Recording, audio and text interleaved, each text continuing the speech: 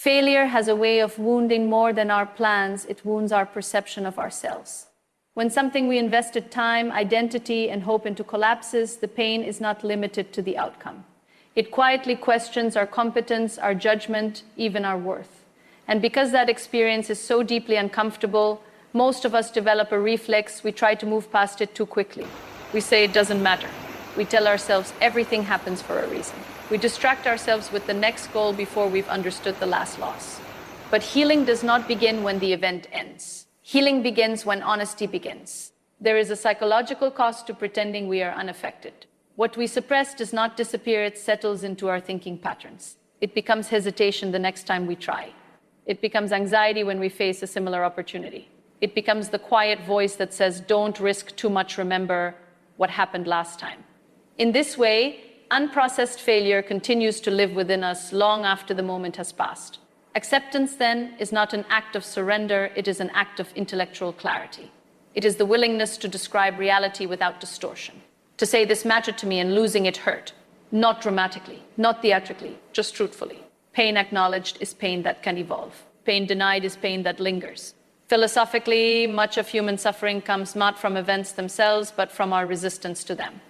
We spend enormous emotional energy wishing something had not happened, replaying it, reframing it prematurely, or comparing it with imagined alternatives. But reality does not respond to negotiation.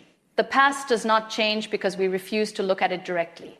And yet something within us does change the moment we stop arguing with what has already occurred.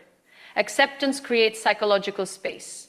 It interrupts the cycle of avoidance and replaces it with awareness. When we allow ourselves to feel disappointment without judgment, we begin to understand its structure. We see what exactly was lost. We see what expectations were attached. We see what identity we built around success and how fragile that identity becomes when the result disappears. This is not weakness. This is self-knowledge.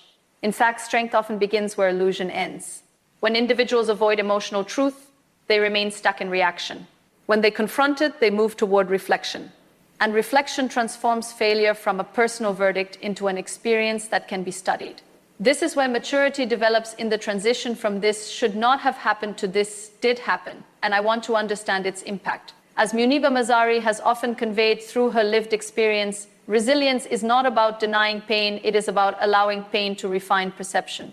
There is a profound difference between being broken by an experience and being opened by it. To be broken is to close inward. To be opened is to gain insight. When we stop rushing to label failure as a lesson and instead allow ourselves to fully register its emotional weight, something important happens.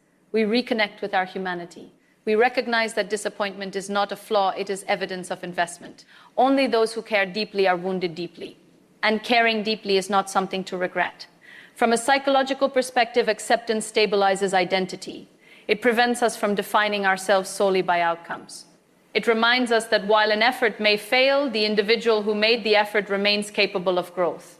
From a philosophical perspective, acceptance aligns us with reality. It allows us to conserve emotional energy that would otherwise be spent resisting what cannot be undone. And that conserved energy becomes the foundation for transformation. Because once you stop hiding from the impact of failure, you are no longer controlled by it. Once you can say, without defensiveness, this hurt me, you remove the fear that comes from pretending it didn't. Fear thrives in avoidance. Confidence begins with clarity. Acceptance does not erase pain, but it prevents pain from distorting your future. It is the quiet decision to stand in truth without dramatizing it and without diminishing it. To acknowledge the wound without allowing it to become your identity. And in that moment, something shifts. You are no longer someone escaping failure. You are someone learning from reality. Because healing does not start when the world becomes kind again. It starts when you become honest with yourself, that once we allow ourselves to face the emotional truth of failure, something important becomes possible. Interpretation. Because an experience on its own is only an event. It becomes destructive or developmental based on the meaning we assign to it. Most people instinctively interpret failure as a verdict, a conclusion, a statement about their ability, their intelligence, their future. The mind translates a single outcome into a permanent identity. I failed, therefore I am not capable. This is not logic, this is fear disguised as certainty. The shift begins when we stop asking the question that keeps us trapped. Why did this happen to me? That question assumes injustice, randomness, even personal misfortune. It positions failure as something imposed upon us. But there is another question, a more useful one and a more empowering one. What is this showing me? In that moment, failure transforms from judgment into information. Psychologically, this is the difference between a fixed mindset and an adaptive one. A fixed interpretation treats outcomes as reflections of inherent ability. An adaptive interpretation treats outcomes as feedback about strategy, preparation, timing, or direction. Failure then stops being a statement about who you are and becomes a signal about what needs adjustment. This reframing is not about forced positivity. It is not about pretending the experience was pleasant or desirable. It is about intellectual honesty. Every outcome contains data. It reveals something about the relationship between effort and execution, intention, and reality. Sometimes it shows us that our method was flawed. Sometimes it exposes assumptions we never questioned. Sometimes it highlights gaps in skill, patience, or resilience. And occasionally it reveals that the path itself was not aligned with who we are becoming. When interpreted this way, failure becomes a form of guidance. The problem is not that people fail. The problem is that people often extract the wrong lesson from failure. Instead of learning about the process, they conclude something negative about themselves. This is where emotional residue interferes with clarity. If pain remains unprocessed, interpretation becomes distorted. We rush to conclusions not because they are accurate, but because they protect us from trying again. Declaring something impossible feels safer than admitting it requires growth. Yet growth has always been the silent demand behind meaningful progress. As Muniba Mazari has often embodied through her perspective, adversity does not diminish potential, it clarifies it. It forces a confrontation between illusion and reality. It removes assumptions and leaves behind what is workable. This is what feedback does. Feedback does not comfort, it instructs. And instruction is the foundation of development. Philosophically, failure becomes dangerous only when we attach permanence to it. We assume that what did not work once will never work, or worse, that we will never be capable of making it work. But reality is rarely that final. A failed outcome is a snapshot in time, not a prophecy. When we treat it as feedback, we reintroduce movement into our thinking. Instead of saying, this is the end, we begin asking, what can change? That question shifts the locus of control back to us. Feedback tells us where effort was misplaced. It tells us where understanding was incomplete. It tells us where timing was premature, preparation insufficient. And most importantly, it reminds us that improvement is possible. This is not about glorifying failure. Failure is not something to chase or romanticize. It is something to examine. Its value lies not in the experience itself, but in what it reveals. Without reflection, failure repeats. With reflection, failure refines. And refinement is the essence of mastery. Consider how every discipline progresses through correction, through iteration, through adjustment. The scientist revises a hypothesis. The artist alters composition. The athlete adjusts technique. None of these corrections are seen as personal defeats. They are understood as necessary feedback. Human growth operates on the same principle. When we stop personalizing failure and start analyzing it, we move from shame to strategy. We become less concerned with protecting our image and more committed to improving our approach. And in doing so, we reclaim agency. Failure no longer closes doors, it highlights which doors were never meant to open and which ones require a different key. Because when you learn to see failure not as a verdict, but as information, you stop fearing it and start using it, even after we accept the pain and reinterpret failure as feedback. There remains one final fracture that must be addressed, the fracture of self-belief. Failure does not only disrupt outcomes, it quietly dismantles confidence. It plants a subtle hesitation in the mind. The next time an opportunity appears, the question is no longer, can I do this? But what if I fail again? And that question, if left unanswered, becomes paralysis.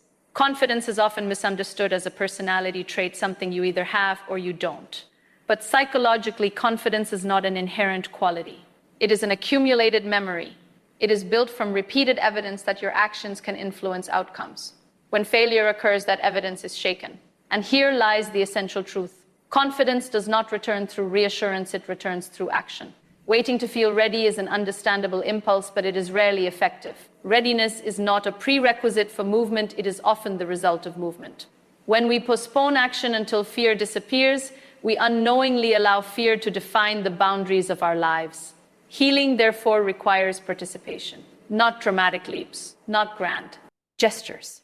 but deliberate, consistent steps that rebuild trust in our own capacity to engage with reality again. Action has a psychological function beyond progress. It restores agency. It shifts us from passive observers of our past to active participants in our future. Each small effort sends a quiet message to the mind: I am still capable of trying. And trying is the beginning of recovery. Philosophically, this is where responsibility re-enters the story. Not responsibility for the failure itself, but responsibility for the response that follows it. Once we have understood what happened, and once we have extracted its lessons, the question becomes, what now? Reflection without movement risks becoming rumination. Insight must be translated into behavior. This is why rebuilding confidence is not an emotional process, it is a behavioral one. We do not think our way back into courage, we act our way back into it. Small commitments kept consistently become evidence that the future is not controlled by the past. As Muniba Mazari has often demonstrated through her lived philosophy, resilience is not a feeling that arrives before action, it is something cultivated through engagement with difficulty. Action does not eliminate uncertainty, it coexists with it. And in doing so, it changes our relationship with fear. Fear stops being a signal to withdraw and becomes a reminder that growth is underway. This is where patience becomes essential. Confidence does not return overnight, because it was not built overnight. It is reconstructed gradually through experiences that contradict the narrative of incapability. Each time you attempt again, even imperfectly, you weaken the association between effort and defeat. Each time you show up despite hesitation, you replace avoidance with participation. And participation restores dignity, because failure often strips individuals of their sense of control. It creates the illusion that outcomes are dictated by forces beyond influence. Action challenges that illusion. It reminds us that while we cannot guarantee success, we can always choose engagement. Engagement is power. This does not mean that subsequent efforts will immediately succeed. But success is not the immediate goal, restoration is. The restoration of willingness, the restoration of initiative, the restoration of belief that effort still matters. Over time, these restored elements create momentum, and momentum gradually reshapes identity. You stop seeing yourself as someone defined by what went wrong and begin to see yourself as someone capable of continuing despite it.